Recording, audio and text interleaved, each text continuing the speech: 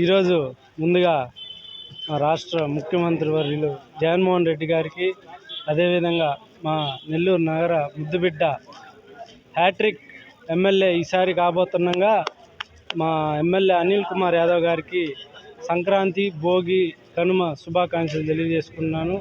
అదేవిధంగా నా 10వ డివిజన్ ప్రజలకైతే 7వ డివిజన్ ప్రజలకి, నెల్లూరు నగర ప్రజలందరికీ ఈ 2024 సంక్రాంతి, భోగి, కనుమ శుభాకాంక్షలు తెలియజేసుకుంటున్నాను.